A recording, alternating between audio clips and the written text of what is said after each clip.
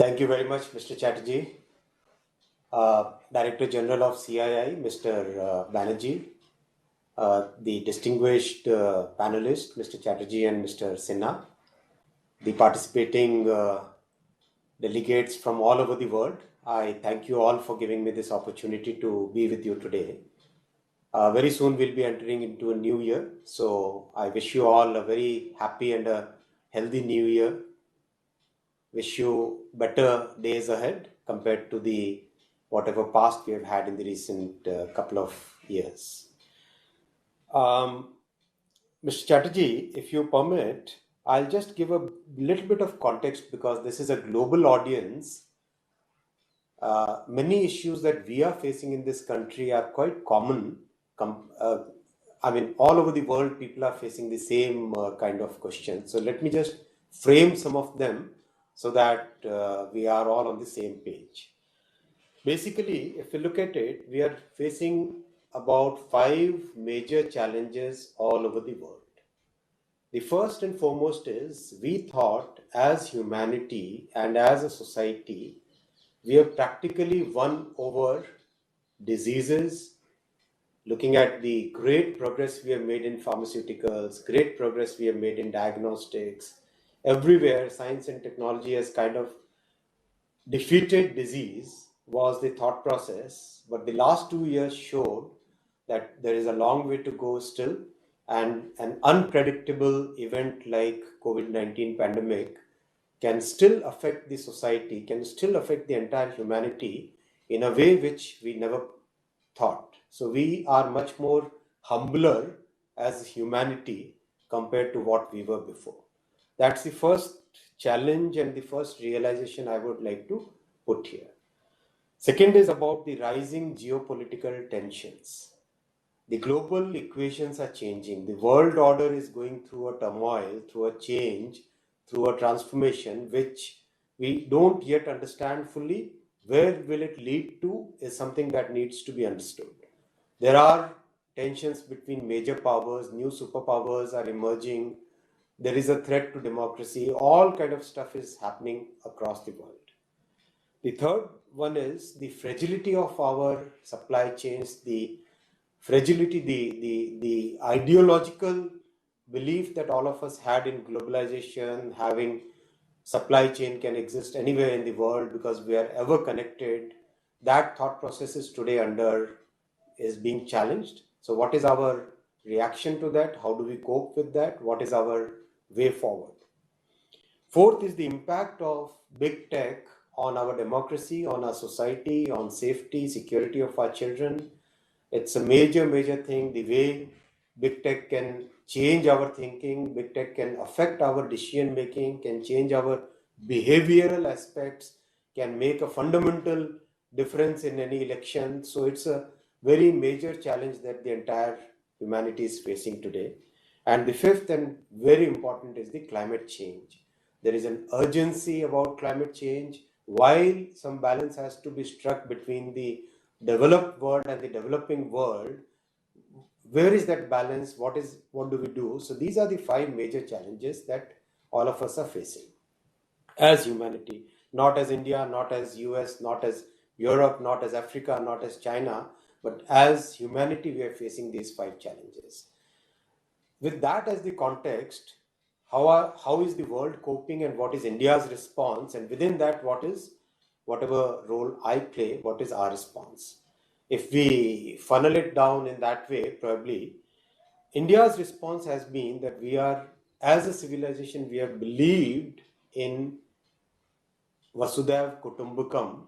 We have accepted everybody in our fold. We have been a very accommodating kind of society, very tolerant society, very inclusive society.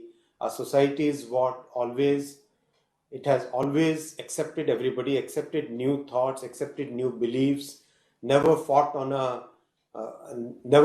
religious basis, but more like accepting everybody. In that belief, we shared our vaccine development and vaccine supplies all over the world.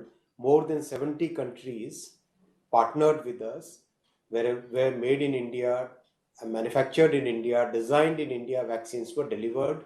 At large places free of cost, at other places very highly subsidized costs. We offered our CoWIN technology platform to a large number of countries, and many countries adopted parts of it, some countries adopted completely. So that's the way we looked at the entire civilization. It's a common threat to humanity. We have responded to it as a civilization which has 5,000 year plus roots. The second big response from our side was very responsible economic management. Despite advice to be profligate, to be we remained within our thought process in a very conservative basis, in the sense that we wanted a very balanced response to everything. We focused on consumption where it meant a lot, which means providing free food for more than a year now to 800 million people. 800 million people, and in a very transparent way, where people believe and people have developed that trust that yes, this government is giving the supplies, food supplies to us in a very transparent way, and it has reached down to the last family in the society. Free vaccines, almost 1.3 billion vaccine doses have been provided to our people free of cost, and in a very short period of time, in a very efficient and a very humane way. Our investment in healthcare has grown multifold, and our free medicine supply has really made a difference in the lives of the poor. We have moved in an investment driven recovery, which we discussed during that session in CII. Our investment, public investment, 80 billion US dollars was announced in the last budget, and great achievement, significant achievement has happened on this. Within my railway ministry itself, we are doing a capital investment of about 15 billion US dollars, and we are on track to achieve this target by middle of March. Already reached 60% of this target. There is an increased focus on clean energy in the country, addressing the climate change. We have already reached as a nation 100 gigawatt renewable energy target, and on our way to move towards 200 gigawatt as the next milestone. Railways itself will be achieving net zero by 2030, and for this the plans are laid out in the coming 2 to 3 years. Close to 40 gigawatt renewable energy tenders will come out, for which I'll humbly request the global participants, Indian participants, to be ready for that kind of investment cycle, which will bring lots of business opportunities for all of you. We have used reforms to drive growth, investment to drive growth, and focused consumption as the three big elements of our response to COVID and the response to other global challenges. We had major telecom sector reforms last September. The global telecom industry has picked up the points, and somewhere a very influential newspaper wrote that the kind of words I shouldn't be. People are generally very happy, media as well as the industry globally. Space sector has been opened up, mining sector has been reformed, and a slew of more reforms are also coming. So I'll stop there to give the entire context, and then we take forward the discussion, if you permit, Mr. Sinha and Mr. Chatterjee. Minister, it's a privilege to hear you, and I must say that it was fantastic in the CII National Council when you had articulated with openness and humility the complete desire for this government to take suggestions. You also made me do some homework. You said, please don't make large statements, I want specific comments. So in line with that, I would like to begin on one basis to ask you, in your ministry, how could we think of an area of inclusion for the poor in terms of digital access? What do I mean by that? There are about 400 million feature phones in India, and these people do not have access to all the facilities that a smartphone brings. is it at all possible for us to figure out a mechanism? Because the government has done so much in terms of free food and vaccines, and even in terms of, the entire architecture of Aadhaar that has been created. How could we get a transition to have all Indians get a smartphone? What kind of a subsidy, what kind of a uh, program could we create whereby every one Indian has a smartphone, especially in the rural area? The second thing is, what could we do to teach people in India how to use a smartphone? Could we use the post office infrastructure, the former ITIs, to just teach people the full power of a smartphone for their own self improvement? Whether it be in terms of agricultural information, health, education, whatever.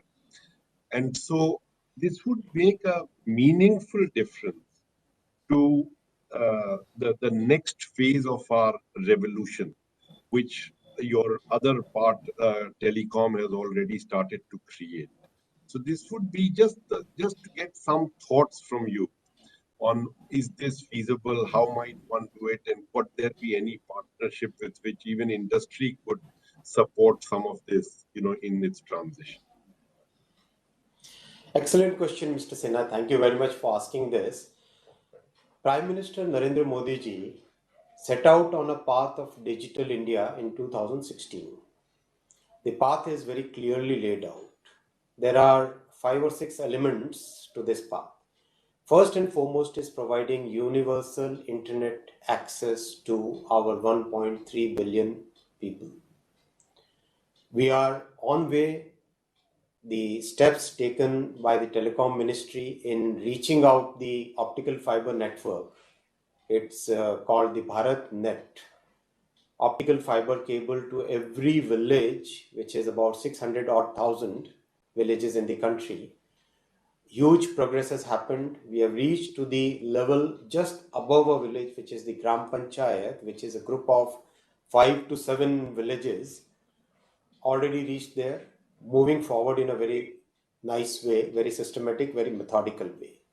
Second, making sure that the unconnected people, as you very rightly said, people at the bottom of the pyramid, people at the farthest ends of the society, the marginalized sections, the sections living in very remote areas, on the hilly areas, in the forested areas.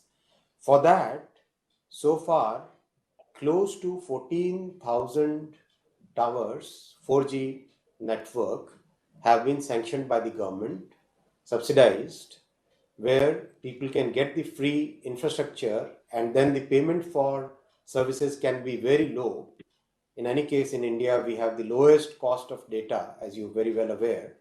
So if you can provide the infrastructure, then the lowest cost of data is still a very affordable number. And just recently, last month itself, Prime Minister sanctioned another 7,287 villages, which is close to $1 billion investment in the tower infrastructure, network infrastructure, for again those areas which are still left out.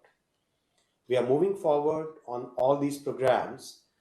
The second part is, to your point, when will our people, all the people, have affordable handsets? The country has moved forward in manufacturing mobile phones in a big way. Today, India is globally second largest mobile phone manufacturer. So with this kind of ecosystem which has developed over last 4 or 5 years, mobile phone costs have come down to less than I would say less than 10,000 rupees in a significant way. And that's a very, very important price point, because that is the price point at which it becomes affordable to the lowest income section in the society. More initiatives are coming on that. How do we make sure that all the components are also manufactured in India so that the supply chain cost reduces further? How do we manufacture chips in India? How do we have the design capabilities in India? With that ecosystem, the cost of smartphones will further reduce, and that will bring down the price point further and make it more affordable. On the spectrum side, we as a nation and the entire society has today recognized that there is a public good element in spectrum pricing. Earlier, spectrum was seen as a resource which should maximize revenue. Today, there is a balance in thought process that between maximizing revenue and providing maximizing service to the poor, there has to be a balance somewhere it should be struck. That balance is today in a consultation process in the country. I request all of you to give your suggestions to Telecom Regulatory Authority of India. They will come up with a final document based on which government will take a decision. But the thought process is that we have to make it affordable. That's very, very significant change in thinking. And COVID made us realize the importance of telecom. Everything went digital. These three items, and the fourth one is making sure that our people stay in a secure environment, because internet brings the good things as well as the bad things. How do we face the challenges in a proper way? For that, lots of thought process has gone in on regulation, and this is in line with the global thinking that social media, big tech, internet, the way it is today affecting our society in the positive as well as the negative way, somewhere the balance has to be brought. So this is the journey so far, and going forward, there would be many more initiatives. I can say that. Okay. Minister sir, may I switch the topic back to railways? I have a question for you which is not very comfortable but is relevant. You know, railways is a very, very complex organization, from its commercial orientation of making a profit as well as its huge burden of social obligations, from unviable lines connecting remote parts of the country to its social obligation to pensions, etc. The manner in which the railway finances have been presented in the past, before you took over, and in the last many years, has actually not given clarity in terms of the exact performance of the railways in different segments and the burden of social obligations it faces. And everything gets confused in what is called the one figure that the most people relate to, which is the operating ratio. So the simple point I have for you is, are you going to be taking a fresh look at how railway finances are going to be presented, so that we get a clear idea of the areas where railway genuinely makes a true profit, and areas where that profit in a sense is taken away with the huge overhang of social burdens and social obligations? But that's the question for you. Mr. Chatterjee, you are very right. Railways is a very complex organization. Its commercial thinking is more towards the handling of cargo and transportation of cargo. Its social obligation is towards moving people. And Indian Railways moves close to about 8 billion people in a year, a large number, 8 billion trips in a year. And daily numbers are in the order of 250 odd million is the number daily, or 25 million, I think. So let me. I know it is the same as the population of Australia every day. Yeah, so it's a huge number. And the passenger fares are highly subsidized, the close to about 45-50% is the subsidy element. The numbers that we present in the parliament when the budget is there, very accurate numbers, I would say. Are they clubbed in the way, are they presented in the way that you asked?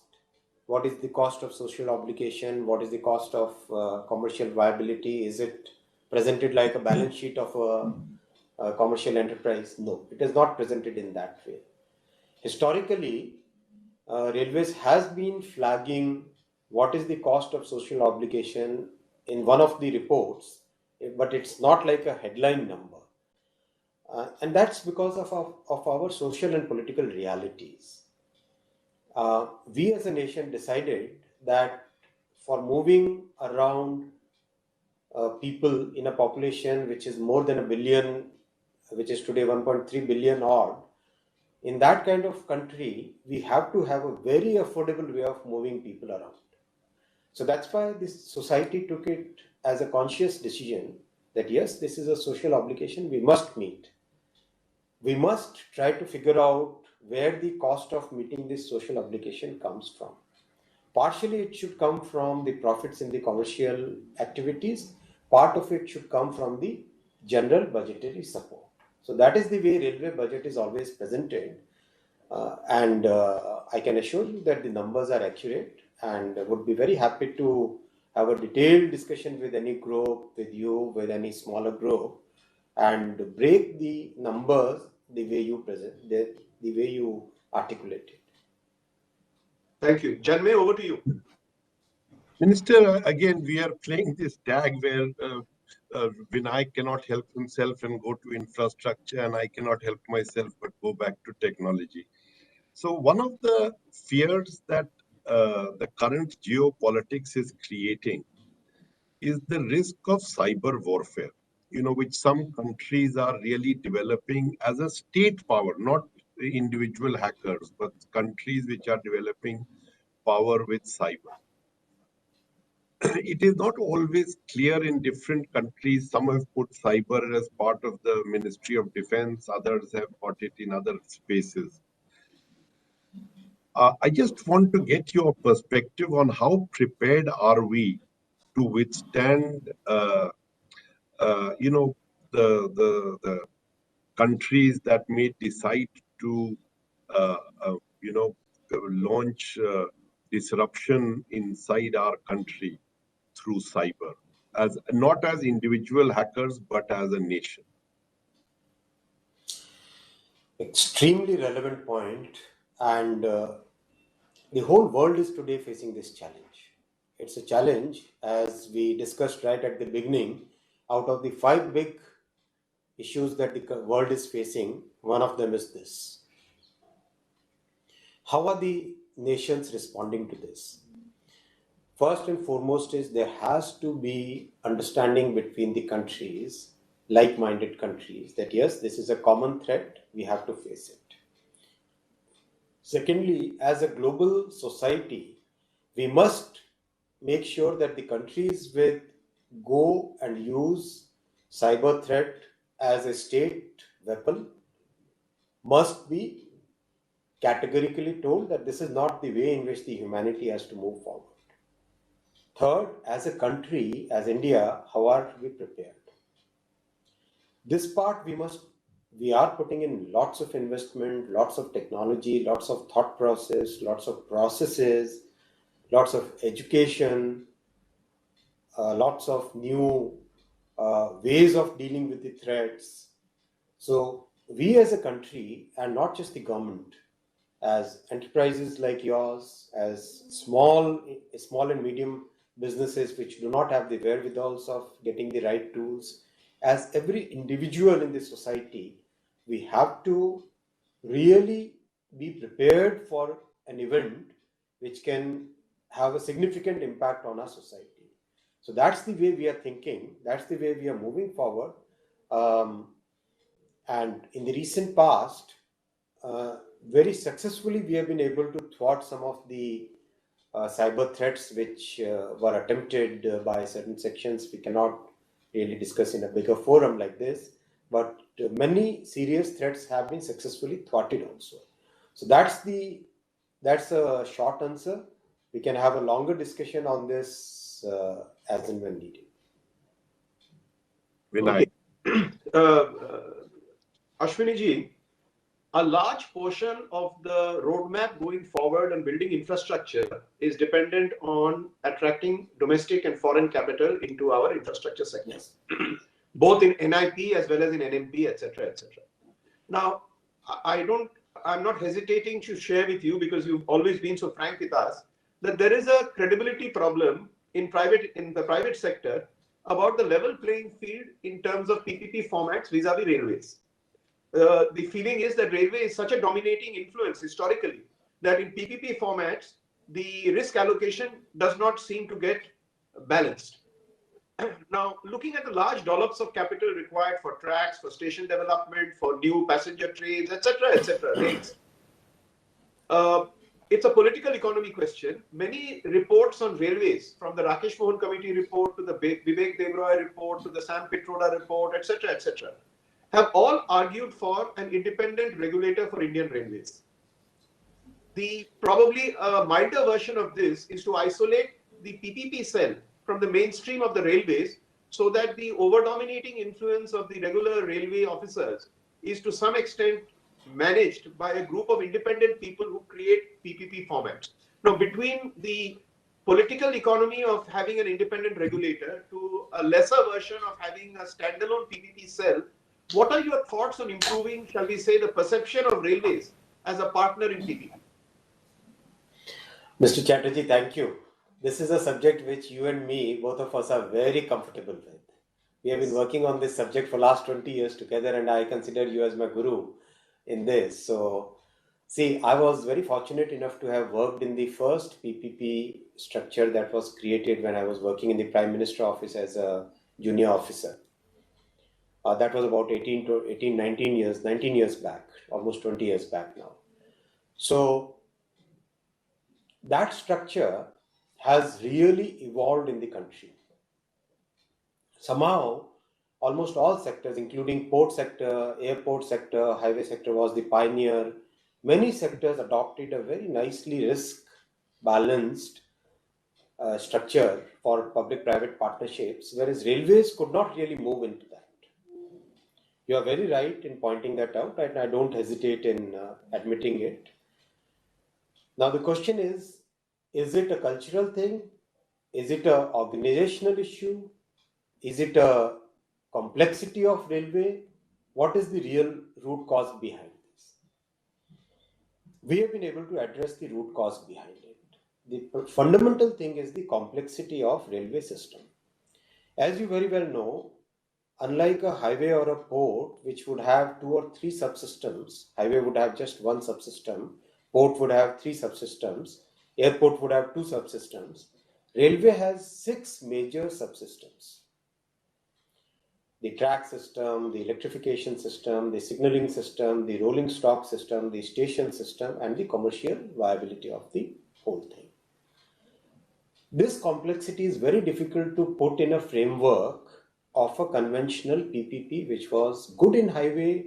With little adaptation, it was good in airports and ports. With little adaptation, it was good in power sector. Can it be easily adopted in railways? Probably no.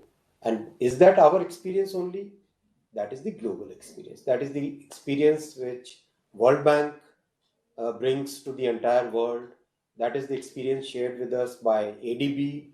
That is the experience shared by some of the very prominent people who are good at project finance, who are very good at infrastructure, including yourself, Mr. Chatterjee. So how do we solve this problem?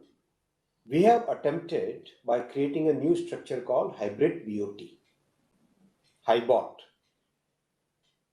a structure where the initial capital investment risk during the construction phase is significantly covered, followed by having a very risk-balanced allocation during the operation and maintenance phase.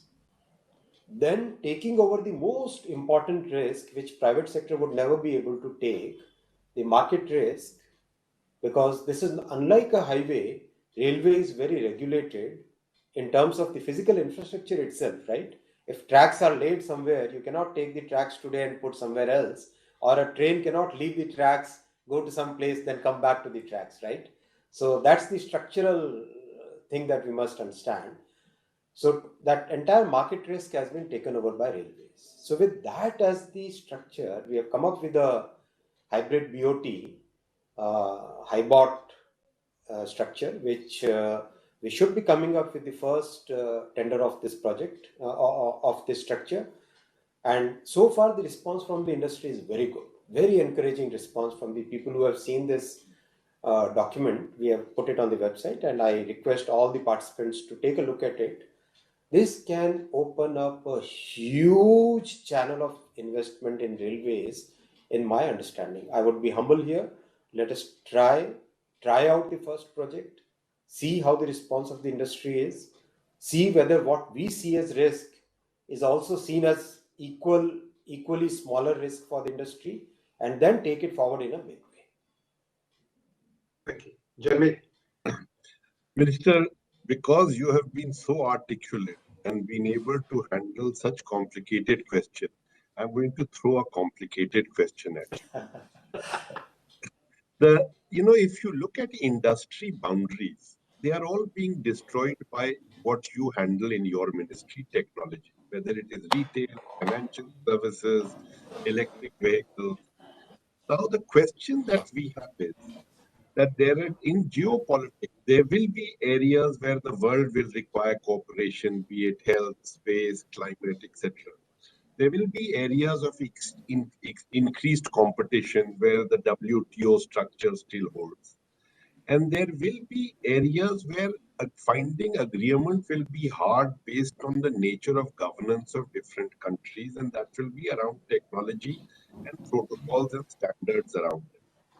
We have a really fantastic history that even at independence, we had managed to create norms which a large portion of the world had signed up to with non-alignment.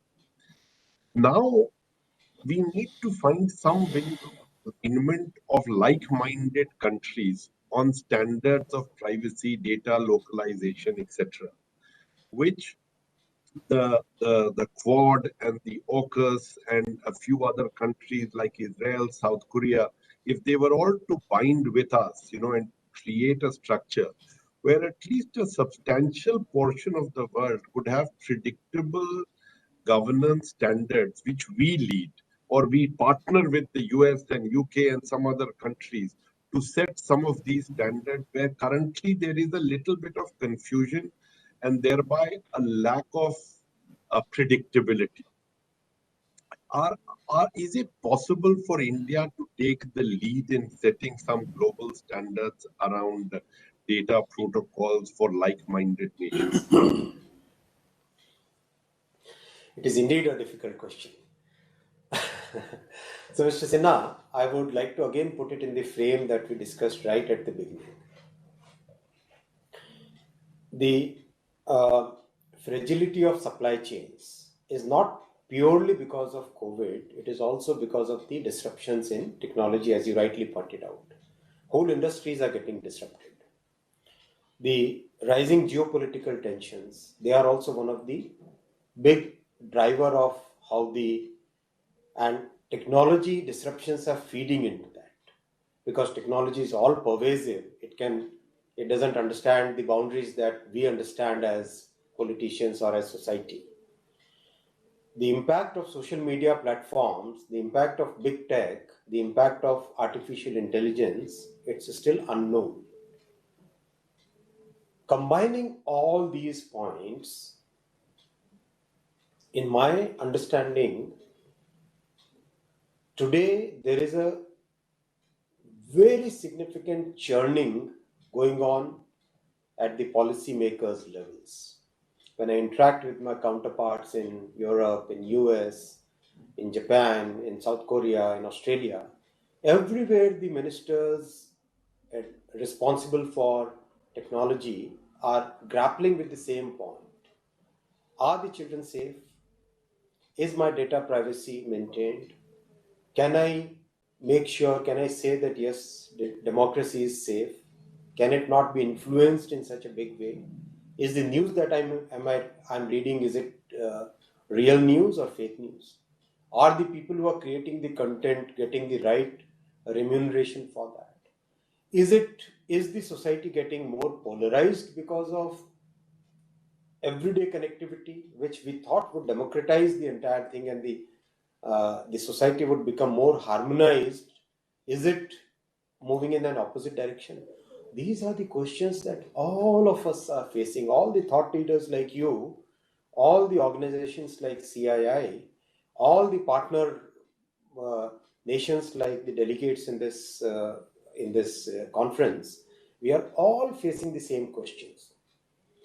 I think time has come when we should all have a new thought process, a new agreement on this, a kind of the way United Nations came up, the way a new global order emerged in 1940s after the Second World War. A similar attempt is needed at this point of time. India would participate in this. India would take lead in this, and we are very much deeply involved in these discussions at every level within our country and in all international fora. Thank you. Thank you, Minister Ji. I am now going to request Chandrajit, Mr. Chandrajit Banerjee to ask you a question which he has. CV, over to you, please. Thanks, Vinayak. Honorable Minister, I mean, first of all, again, congratulations. We see, one of the biggest issues that we see, of course, as you understand, is the logistics cost, and we talk about 13%. Of course, Prime Minister's Gati Shakti is going to be one which is really going to address that. But I also like to really applaud the Indian Railways, really the renewed focus that you have on dedicated freight infrastructure, because of which we see gain in freight revenues in the last year, and as well as the percentage increase, if one can say, in the quantity of goods that have been, of course, also loaded. So, Minister, would you like to share with us your plans which will really allow railways to service 45% of the economy's model freight share by 2030, along with enhancing end-to-end logistical solutions to achieve the futuristic goals and the vision of your government and yourself, please? Mr. Banerjee, thank you for asking this question. This is very, very close to my heart. This point is so close to my heart because as we discussed this, a large section of our society, of our industry, especially the small and medium industries, the small businesses, the tribal people living in poor areas, the people who are not able to produce enough cargo to be carried by a rake or a large set of wagons, they are all deprived of getting the benefit of lower cost of railway transportation. So we are innovating big time on this now. Big time innovation in terms of process re-engineering, in terms of offering new products to the industry, in terms of having a end-to-end, as you rightly said, door-to-door service, a very transparent way of billing, very transparent way of charging, and a totally technology-enabled platform. That innovation is going on. We are working day and night on it, and I hope this will be a great people's aspirations, and combined with that, for the nation as a whole, if you have to bring down the cost of logistics, we have to increase the modal share of railways. On that, the team is working in a very nice, methodical, systematic way, and hopefully we should be able to come out with some solution by third quarter of next calendar year is the current target, by which we should be able to come out with a very nice, cogent solution to this problem. Thank you. Minister Ji, I have, after all the tough questions posed by Janmeja, I have a very simple question for you, which is that post offices and the postal system is also under your charge, right? So the feeling many of us have is that we have a vast, tried and proven network of post offices that the postman reaches the remotest village. Somewhere as a society, we have not leveraged that network to the extent that we could have, whether it is what Janmay said, whether it is to be centers of teaching people to use smartphones or parabanking or education or broadbanding or whatever it is. Is there something new, something powerful, something energetic that we could all do together to revitalize the postal network? 150,000 people on the feet in the remotest parts of the country. That's the strength of the postal network, Mr. Chatterjee. And very rightly you have said, we need to leverage it to the maximum. So the previous question that Mr. Banerjee asked, postman, the Dakghar, the post office will be an integral part of providing that service to the marginalized section, to the small businesses, to the small industries. the way we are integrating the two, so this solution that we are talking, which should be available in by the third quarter of calendar year 22, post office will be an integral part of it. The teams are working on it, and the second part of using the post office network would be the entire government service delivery mechanism. So we experimented on certain schemes, Sukanya Samriddhi scheme, which is an insurance scheme and a savings scheme for girl child, a very vulnerable section in the society.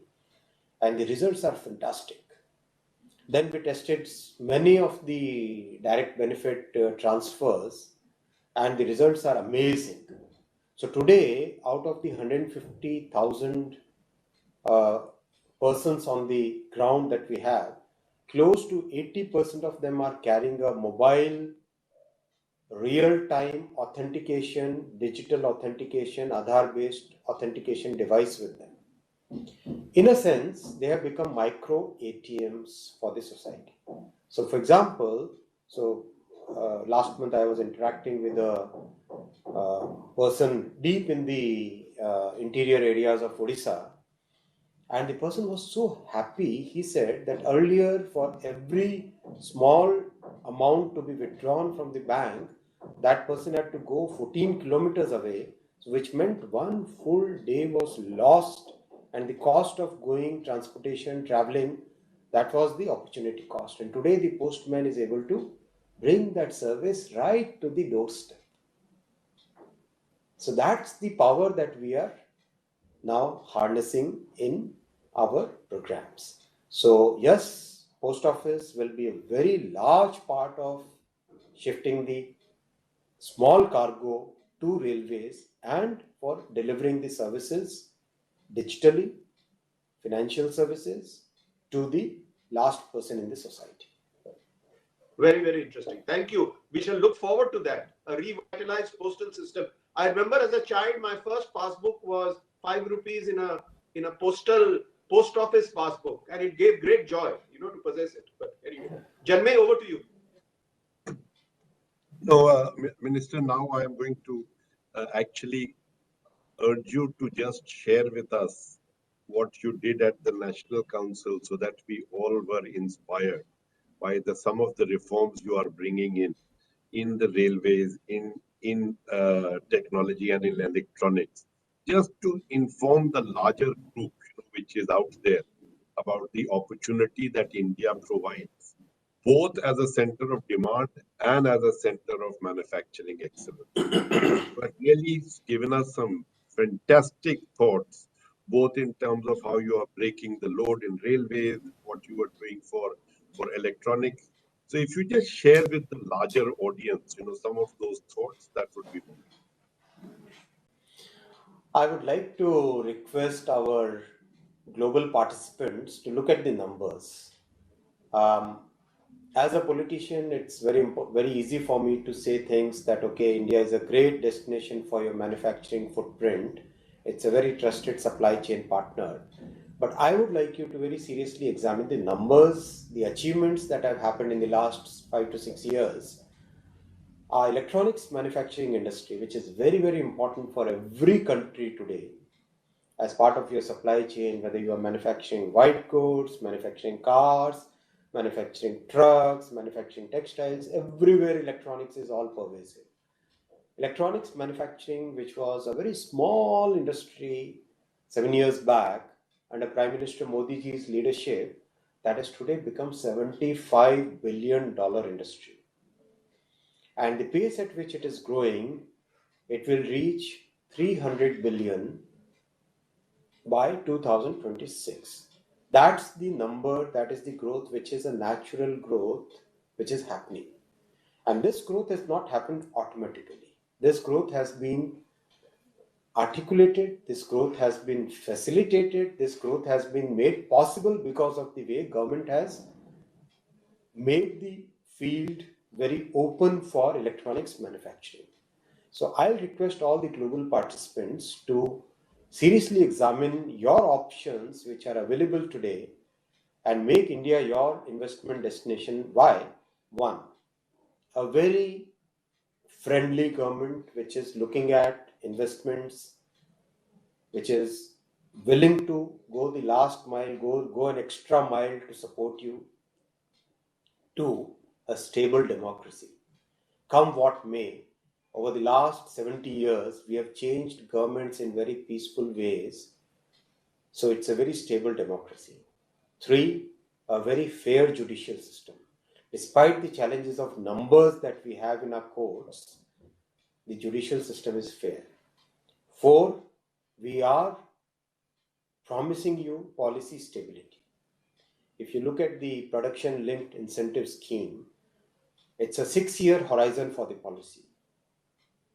So it's a very clear, stable, well articulated scheme where today, everywhere I've met with the manufacturers, Indian manufacturers from all over the world who want to set up a facility out here in India and serve their global clients from this, because people everywhere, people understand that yes, a trusted environment is needed today.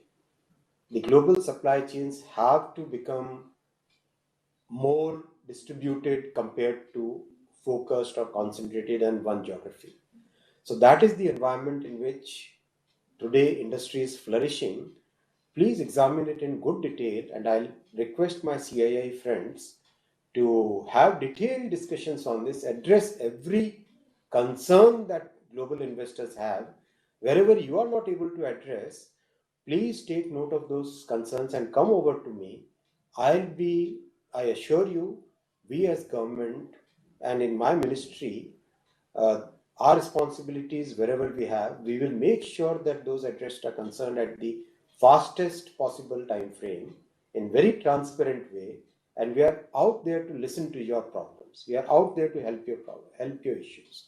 So this is just one example. There are examples in the automobile sector, there are examples in the steel sector, there are examples in many other sectors which are there, because this government, Modi ji's government, is very clear on 2 or 3 fundamental points. 1, we want investments, we welcome investments. Second, we are a very transparent government. Third, we are willing to listen to your problems and we are willing to solve the problems. We are committed to solve the problems. Thank you. Ashwini ji, I think we have had a brilliant session listening to you. We have thrown some tough questions, googlies to you. We have enjoyed your responses and your thoughtful responses to some very serious issues. On behalf of, and you have also left us with many things to do, many things to get back to you with, which we shall. On behalf of CII and particularly my co-moderators, Chandraji and Janmeja, I'd like to thank you for a brilliant session, and we look forward to Thank you so much. facing CII again at some near future date. Thank you very much, sir. Thank you. Thank you very much. Have a great sessions ahead. Thank you. Thank you.